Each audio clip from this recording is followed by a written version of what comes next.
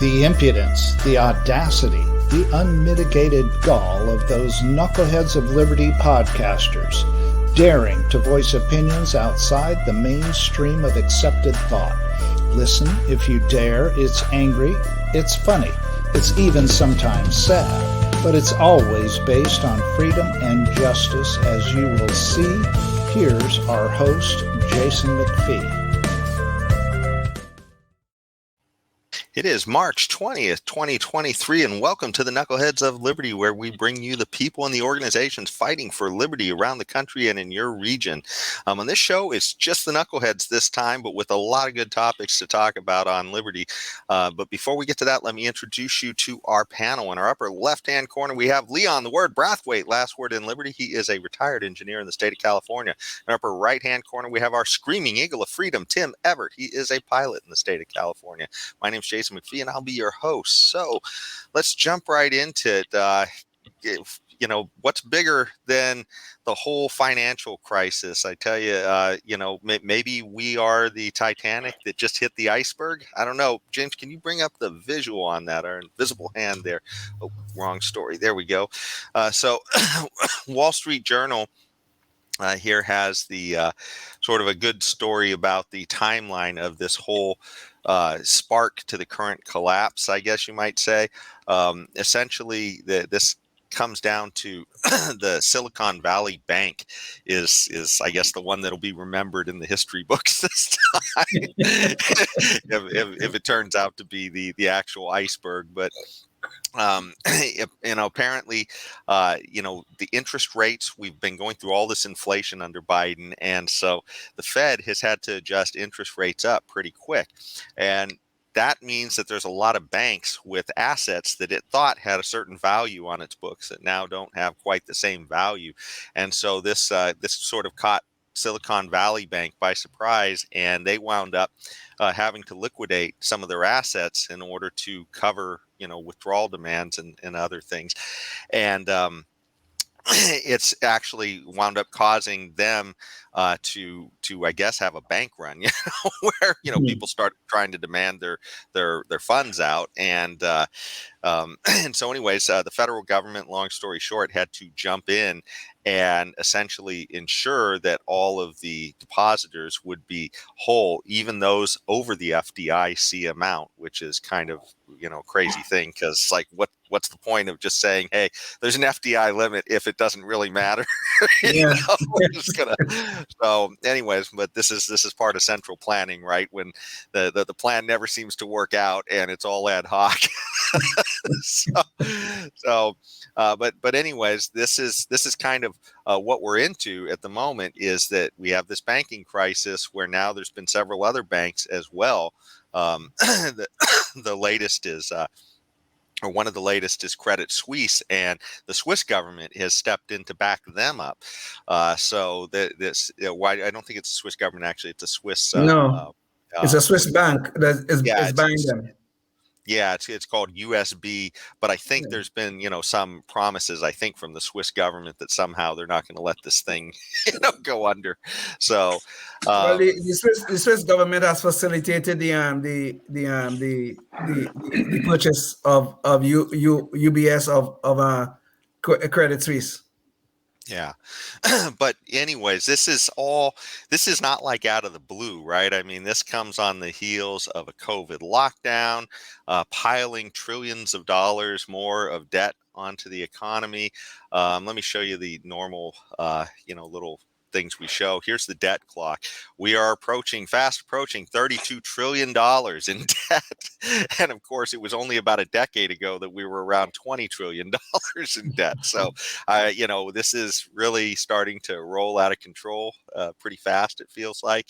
The Congressional Budget Office has been warning us for a while about, their debt to GDP ratios and how much debt we're taking on.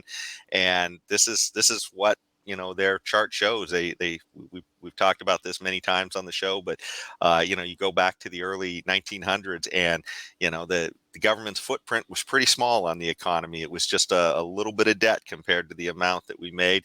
But wars tended to, have an impact on that. So you have World War I there, World War II, the Great Depression. We got a lot more productive. We didn't really pay it off. We just got a lot more productive, which is why this went down. But now we're back to those levels again, and we don't look like we're, just the engine of productivity anymore. so this is, and this is a hockey stick, for all of you people out there who are thinking about climate and, oh my gosh, there's a hockey stick on carbon. Well, this is the hockey stick your government is telling you about on our debt, on our economic situation, and most people are completely oblivious to it. They, in fact, they even invent things like modern monetary theory and other, might as well be magic monetary theory, I guess, where you just simply print more money and, hey, no big deal. It doesn't matter how much debt we go into, because according to Paul Krugman, we owe it to ourselves. So just completely nuts. But there are some people though who are more sober heads, and this is a story from back in 2022 where they were projecting a recession coming, and this is before the banks had this crisis. Yes. And Rabini, he is Neriel Rabini, a well-respected economist, referred to as Dr. Doom because he tends to predict a lot of these downturns. And he says you're delusional if you think this is just going to be a short and shallow recession. So, hey, maybe the end is nigh. What do you guys think about this? Just kind of, are we there? Should we get our life preservers and look for the lifeboats?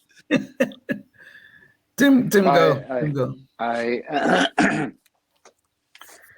Well, the debt is bad, but in my humble opinion, this isn't this whole thing with this Silicon Valley Bank is not related too much to the debt. It's related to the low interest rates that have preceded the debt and their investments of their depositors, which are wealthy people that have a lot of money into their bank, and then it goes into the bond market at the prevailing low interest rates, and then the interest rates rise, and now their investments that they had in these in this bond market of low interest rates are no longer valuable to be sold on the open market. So they're basically, they had value when they bought them, but that depended on low interest rates, which skews the markets, and that's the whole problem with this system that we've set up and we're using. So, so these rich people are usually in those situations. This happens all the time. I mean, the banks fail a lot. They fail almost every day. It's just that this one, made the headlines, and these rich investors normally take a 15 to 20% haircut, and they can afford it. They don't need to be bailed out by the government. But of course, like Jason brought up, I think you were referring to the recent legislation that the Congress is considering.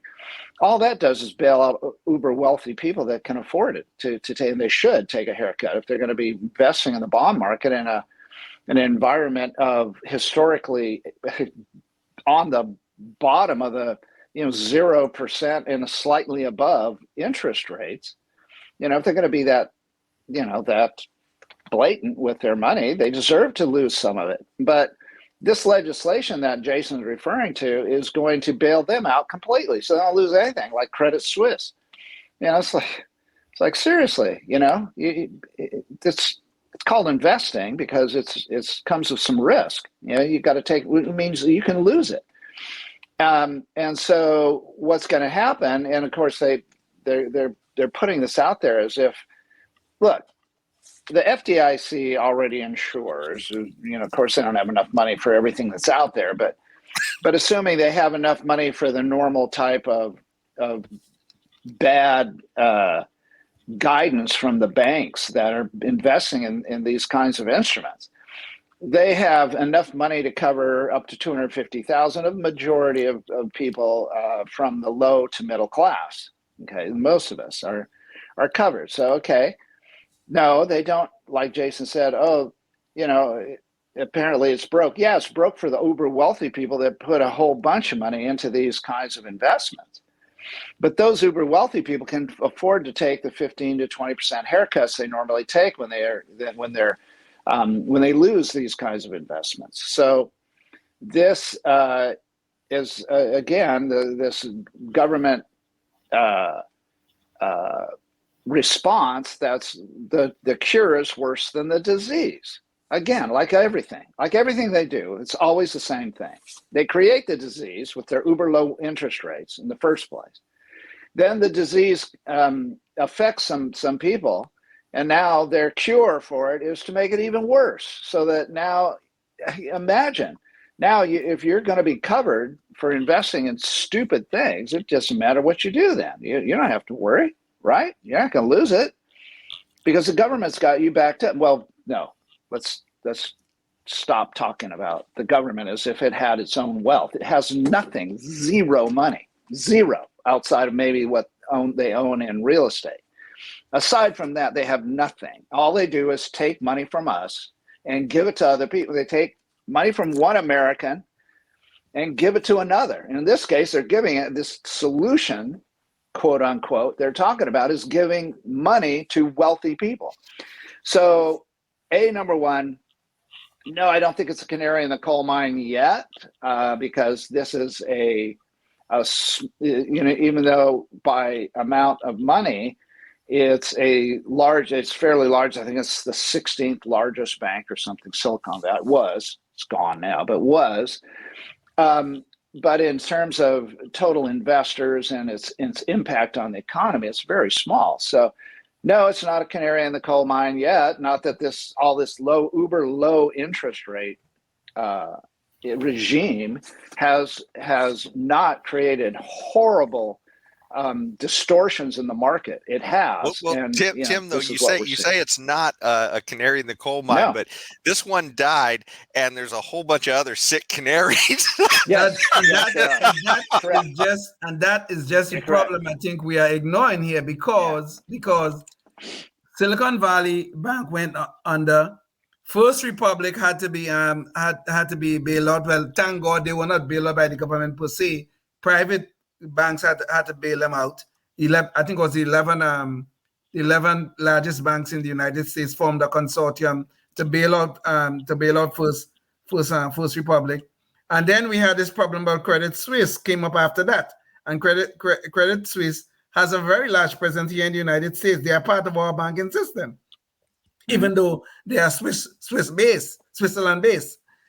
The problem is here, these things are all intertwined. And Tim, you just said that this is not related to the debt. I am not sure that is even true. Look at what happened in the 2008, 2009 bailouts. The government went into a ton of debt to bail out the banks on Wall Street. They did.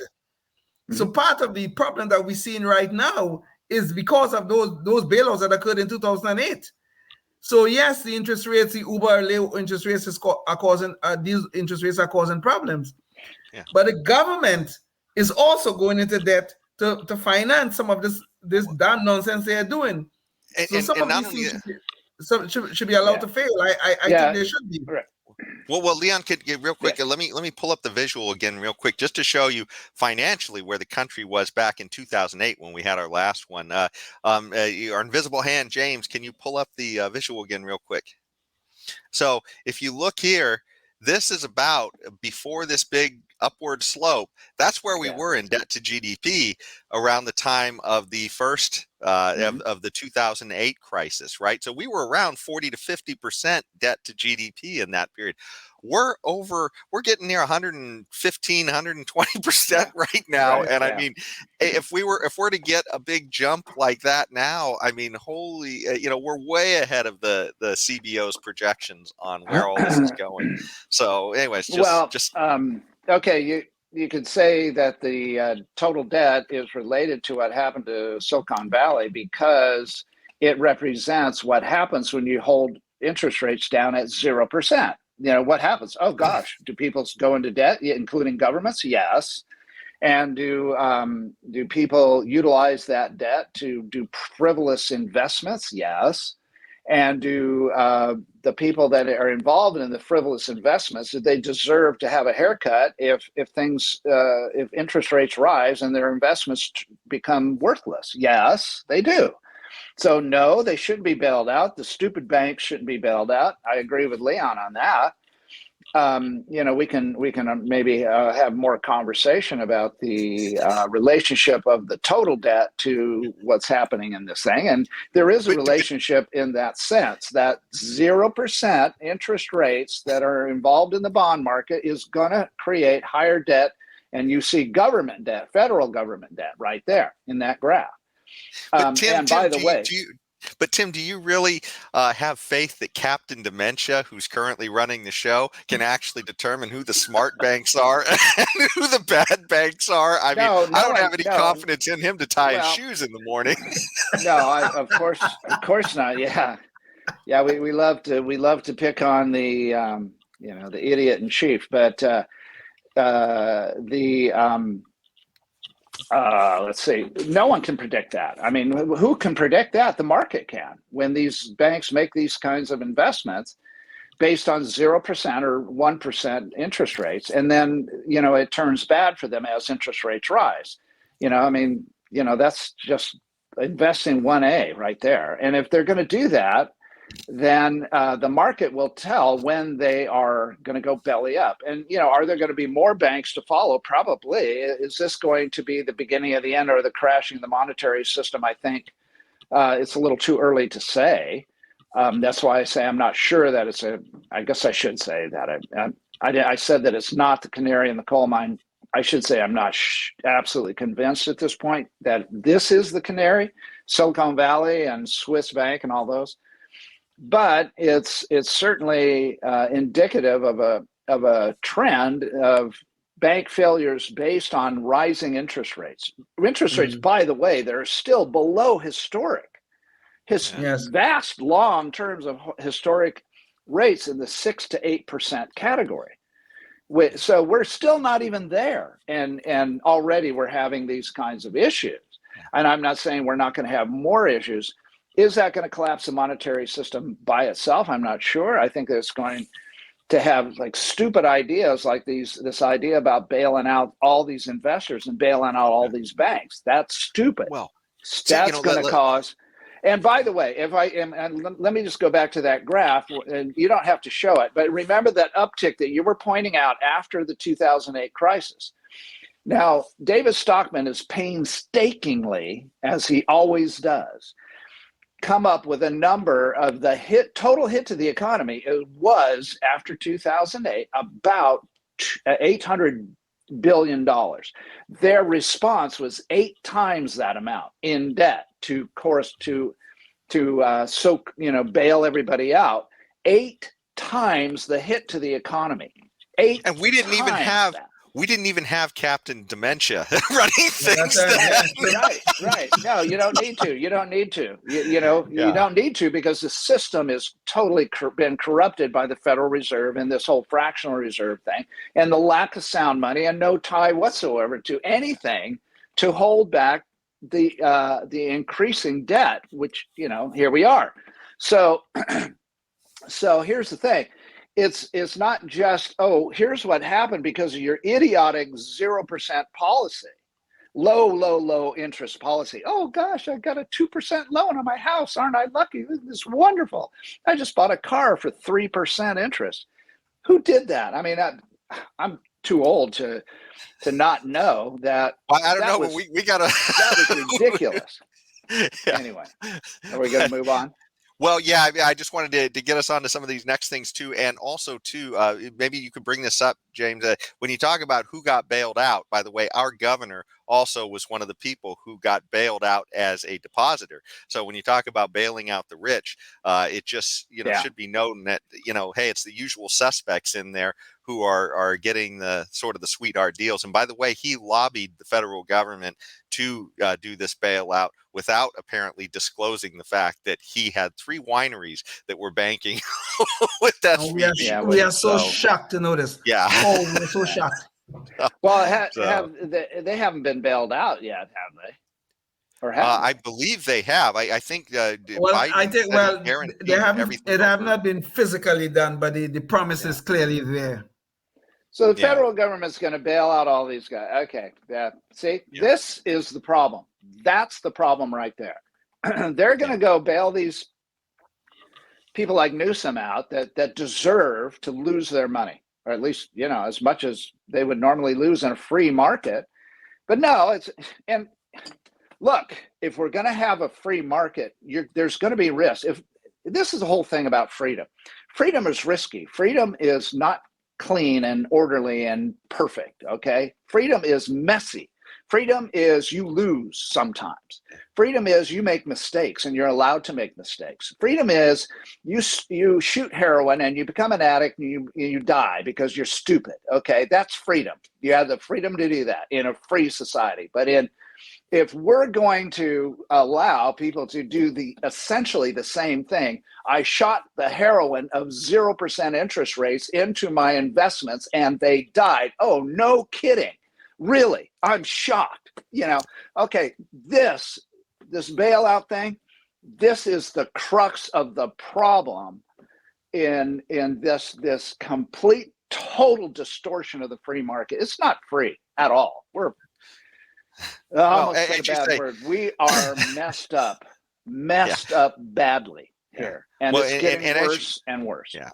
Yeah, now those visuals show it, but as you say, freedom is risky, but the alternatives are a sure bet that they're going to be a loss compared to freedom. Yes. Well, yes. Well, yes, but of course, you have the heroin addict like Newsom here, who's addicted to 0% interest rates, and he wants his stupid investments to be bailed out. You know, okay, yeah, I get it, and he's in power, so he can do that. You know. Well, Tim, you sound so triggered. This is a great time for good guys with guns. All right, let me pull it up here. We should have this would be a good time to have some kind of like catchy little tune about good guys with guns. But we don't have that yet, but we're working on it, folks. And so this one here is a Los Angeles one back in August of 2022.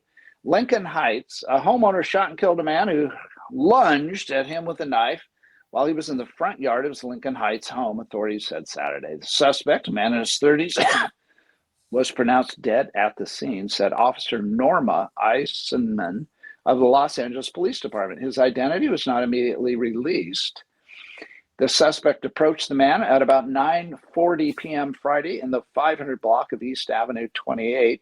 Eisenman said the homeowner shot the suspect, then called police. She said he was not arrested. That's all we know. So anyway, another instance where a good guy with a gun stops a bad guy, in this case with a knife, which, by the way, are in about 4 or 6 times the amount of deaths by rifle, all rifles, including your 10/22 and your AR-15. Knives account for 4 to 6. I can't remember what the FBI stats are. I'd have to pull them up. But way, many times more than all rifles put together, you people that hate the AR-15 because it's evil and black and has things sticking out and an adjustable stock and a flash hider. Oh, don't hide the flash. Well, good guys with guns, much better for society than politicians with rules, I guess. Stupid rules. Oh yeah. Just Google Stockholm's murder rate in the Middle Ages of Stockholm, Sweden. The murder rate, it's off the charts high. Off the charts. Why? Because people had no way of defending themselves. You know, the strong overwhelmed the weak. The many overwhelmed the few, and the young overwhelmed the old. And they killed them mainly with farm implements like pitchforks and shovels and stuff like that. How would you like death by a pitchfork? You know, how'd you we need like a pitchfork ban. That's what we need. That's right. Yes. But speaking of bans, pitchfork control. You know, pitchfork control. That was it. That was our problem. But imagine being killed by one. It would not be any fun. I think I'd rather get hit one shot by an AR-15, to be honest. But you know, if I had to die. Yeah. Speaking of bans, though, let's jump into speech. We want to talk a little bit about that. And I don't know if we'll have time to get to everything, but let's try. So, anyways, the speech thing that we want to talk about is actually something that happened really close to Sacramento the other day. I was actually there. It happened in UC Davis, where they had a speaker come to campus, Charlie Kirk, and he's a more conservative speaker. He's the leader of TPUSA. James, maybe I could get the visual up here on this. So in this particular issue, Charlie Kirk was invited to TPUSA by a student group, was invited to UC Davis rather by a student group, the TPUSA chapter on the campus, to come speak there. And so the Sacramento Bee then churned up its propaganda machine, I guess, and they started printing in their paper that Charlie Kirk was apparently calling, they said, for lynching people. And so they said, in fact, they said lynching trans advocates is what they, or lynching trans people, I think, is what they said. And so it was absolutely insane, I guess. The paper essentially said that this is another, let's see, where exactly is the quote? They said, let's see. I think they said another, something like another totalitarian is coming to the campus or something. And they said, Charlie Kirk, they call him a fascist. Fascist. Okay. Yeah. And they said that he's called for the lynching of trans people, which apparently was complete slander. So this is something that was not, something that actually got said. This is just something that the B opinion writer decided to write. And of course, this ginned up a mob of Antifa folks who came down there and essentially tried to stop the event with force. And I was there, and so I actually saw some. We actually have some exclusive footage, so let's bring that to you. James, can you show? We got about a minute of that footage. It's kind of eye-opening, and that's why we're going to show it. Oh.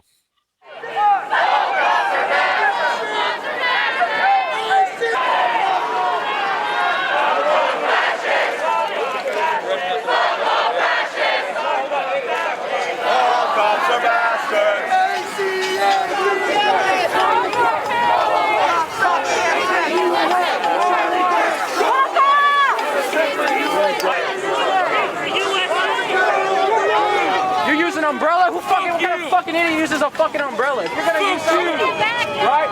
You're fucking right here, so get the fuck out of here. All you people need to get fucking jobs. You especially. Cancer? I'm not dying cancer. You losers. All you losers. Taxes are paying for me to study cancer, to study diseases. So we're not all losers, is my point.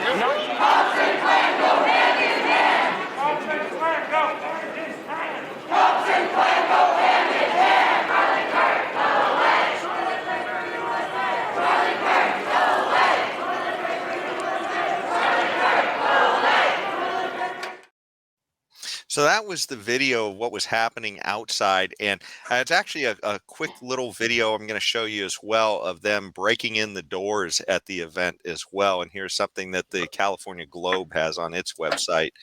So you can see the protesters coming toward the doors here, and the security has no place to go. So the security is now coming inside to get away from the mob. And so these are the peaceful protesters. You can see they're breaking in the glass of the doors and causing the security and the police. And of course, that's probably what caused that big call for the police to show up. So anyways. Wow. So that's sort of so like in January 6th, didn't one of the cops shoot anybody coming through the doors? I mean, what the heck? Apparently they didn't feel as threatened as Capitol Security. Yes. They were so threatened on January 6th that they had to shoot in the head an unarmed woman. Okay? Yeah. Yes. Yeah. But anyways, the point is that this kind of activity, and by the way, the Bee did pull the story afterwards. They revised it, I guess, and apologized to Charlie Kirk because it was a completely baseless claim that the person made in the Bee's paper. But it does have an effect, and we have a short video too on that as well from inside the event. But it just goes to show you what it did to the crowd size, because this kept essentially this suppressed speech, right? They had set up for more people to come than actually came because people didn't want to go through that mess in order to get there. James, can you pull up that short little video real quick?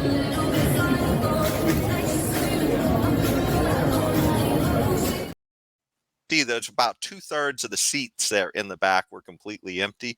So I'm not 2/3, about a third. So it was about 2/3 full. But the point is, that's about a third, of a crowd that didn't come probably because they were scared away. And this is the effect that these people have on speech on campus. Just wanted to throw this out there. You guys got any thoughts real quick on this? I know Tim's already shared a pretty good thought on it.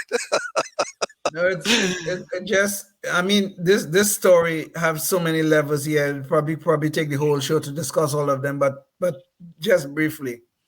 I mean, on college campuses throughout the United States, we have speech being suppressed, especially from people who are on the right. Charlie Kirk being the latest victim of this. We have the students who want to hear him. Their rights rights of association are also being violated because there's this mob, Antifa mob, who thinks, and all their supporters who think that they have the right to do this. Somehow they're going to defend us. And look at the Sacramento Bee, who is supposed to be a journalistic outlet, who's supposed to be objective. They're publishing things that are so blatantly false, it's unbelievable. And notice where they went. Lynching. Okay? Lynching. Charlie Kirk was calling for lynching. The man never used the word. He never said anything like that. He used the word 50s and 60s. What was happening in the 50s and 60s is what his words were. Apparently in the world of the Sacramento Bee, the only thing that was happening in the 50s and 60s was the lynching of black people. That was the only thing that was happening in their mind. So they had to gin it up. Racism again. Oh God, we have to talk about racism. We have to defend black people. Well, in this case, they were trying to use the defense of black people to defend trans people. God help us with the distortions and the smears that are ongoing. And this is coming from an established newspaper. What is happening in our country where speech is being suppressed, where journalistic outlets are smearing people just to promote some political agenda? We have a real problem here. And I mean, we cannot cover it all right here, but it's something that we should really look a little more deeply into because we have a very, very serious problem ongoing in our society. Yeah. Well, in California, where this happened, there is a new law that if a physician goes against the grain of the normal government-approved protocols for his patients because he doesn't think that they're the correct method of treating his patients, and so he's going to take his Hippocratic oath to heart and go against the government mandate or government approved methods because he doesn't like them. If he does that, he'll lose his license in California. So why is it that in the same state, a news agency that deliberately prints misinformation out there, libeling someone, why aren't they also equally at risk of losing whatever licenses they need to be a news organization? I don't know what they are, but I'm sure they have a big long laundry list of requirements, mandated by the state of California to control news outlets. I bet I probably couldn't open up a newspaper tomorrow. I'd have to jump through a few hoops. So why is it the Bee can get away with misinformation that truly is real misinformation, not just the opinion of a physician treating their patient? How come? And you can bet You can bet that the Sacramento Bee didn't get a Twitter warning or a Facebook warning saying that this is unsubstantiated. Exactly. This is fake news. This is fake news. Yeah, we're going And, to suspend your account, Sacramento Bee, on Facebook, your Facebook account, because you printed that thing, and they probably had it, an article, something posted on Facebook, or somewhere, to that effect. I don't know. I don't follow the Bee. I don't have time for following, rags like that, complete unadulterated rags. I'm not stupid. So where's the, it's the H where's word the ministry again. of truth? I'm not going to say where's the our H ministry word. of truth when we need it?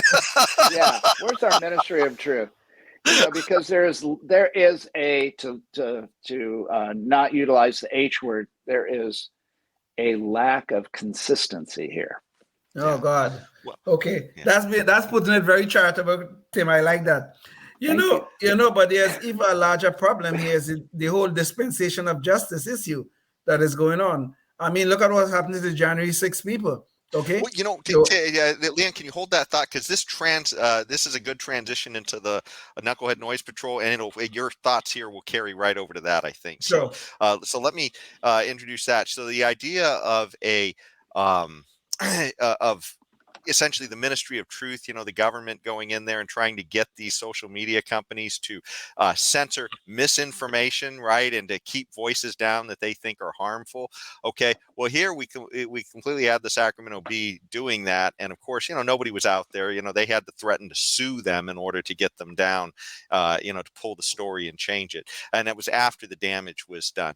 But what we have happening in Congress right now is there's a hearings that had just happened recently where they're talking about the Twitter files, and the Twitter files is essentially the story of how the government has been using social media companies to suppress speech. And so maybe James, you could bring the visual up on this.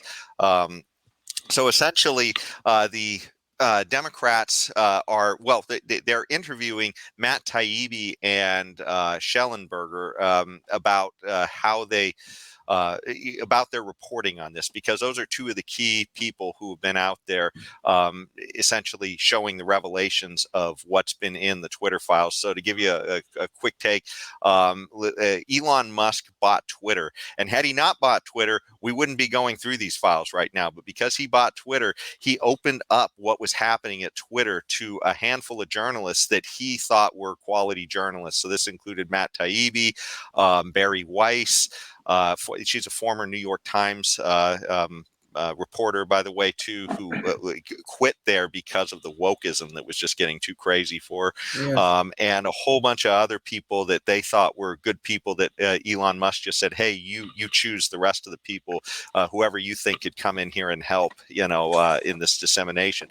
So now they're interviewing these people in front of Congress, and the Democrats seem to want to suppress speech. They don't like the idea that somebody is investigating the government's role in suppressing speech, and they're trying to get their sources and everything. And it's funny, Musk was even quoted in saying here that this is crazy. These guys keep asking the Democrats, who's your sources? I mean, this sounds like, I think Matt Taibbi even said in the hearings, it sounds like, East German tactics, tell us your sources, they want to get at all this stuff. But it's absolutely ludicrous. And here's a picture of Matt Taibbi and Michael Schellenberger as far as the hearings went. But the comments, there's just so many that were so outlandish, and of course Matt Taibbi is a well-respected, honored journalist, and they even called him a so-called journalist at the hearings. One of the Democrats did. But here's a clip that I thought was just it absolutely takes the cake. Debbie Wasserman Schultz, during this hearing, she is a Democrat representative from Florida who had been involved in a scandal of her own, where she had essentially was trying to rig the game for Hillary against Bernie in the Democrat primaries, and so she lost her job in the DNC leading that over this. But she decided to attack Matt Taibbi rather on ethics of all things, and she actually decided to go after him about the fact that he made money, on this, that it's helping his career. So we have a video clip of that, and James, could you roll that? Figure on it, but it's quite obvious that you've profited from the Twitter files. You hit the jackpot on that Vegas slot machine to which you referred. That's true, isn't it? I've also reinvested. You've made some. No. Is it true that you have profited since you were the recipient of the Twitter files? You've made money. Yes or no? I think it's probably a wash, honestly. No, you have made money that you did not have before, correct? So apparently, if you're a good journalist and you increase your readership and you make some money, apparently now that doesn't fly either. There's just some of the lunacy to come out of these hearings. But anyways, throw it back to you guys, and maybe Leon, if you wanted to. It's a crime. It's a crime in America. It's a crime in America to make money, but it's only a crime if you're doing something that the right likes. Okay, because Matt Taibbi and them guys are known leftists, but they are just honest journalists. Okay, so it's a crime in America if you're making money from some activity that Debbie and her like type people. If they object to it, then it's a crime. But other than that, it's not a crime. Black Lives Matter got $90 million when they were burning down our cities. To this day, they haven't yet accounted for it. Is Debbie saying anything about that? I didn't hear nothing from Debbie about that one. But there she is right now questioning Matt Taibbi because his readership and his followers have doubled, and I'm sure he have made some money from it. Of course, that's great. I'm great for the man. He should do more of this. But of course, not in Debbie's world, not in Debbie's world. Only Black Lives Matter could make money from burning down our cities. I wonder how much money Debbie makes from breathing air in the Congress halls. It's about all she's doing. Yes. Taking up air, and she's getting paid for it. Yeah, if anybody should have their pay cut, it'd be her for bringing out her BS, if I can utilize that nomenclature, instead of criticizing somebody that's just doing his job. So yeah, if he makes money, okay. Well, who cares? In fairness to Debbie Wasserman Schultz, I mean, if you look at the left's media sources nowadays, CNN, MSNBC, and the New York Times, apparently you don't make money if you're writing, Democrat propaganda for the left in the guise of journalism. Yeah. So she thinks that's the way it's supposed to work, that you don't make money. And so I guess we can forgive her. They're all charitable organizations. Don't worry. They're all the New York Times and all of them guys, MSNBC. They're all charitable organizations. Yeah. Don't worry about it. Leon, before we go, you had a thought you were in the middle of when we jumped to this last thing when we transitioned. Did you want to finish that thought, or was that No, yeah. Well, yeah. I was gonna say there's an even bigger problem with all of this. We're talking about it and we're laughing about some of the things that's going on here. But there's an issue here about the dispensation of justice that we should be very, very careful about. Antifa have been running around all up and down, especially up and down the West Coast, destroying property, assaulting people, and all kinds of stuff. This has been going on here for years now, but nothing have ever basically been done to these people. I mean, how many people you have here have been arrested? I mean, there have been some, but there's been very few. Compare that now to what happened with the January 6 people, where an unarmed person was actually shot by the Capitol Hill police. And now some of these people are sitting in prison and they have not yet been tried. Imagine that is happening here in America.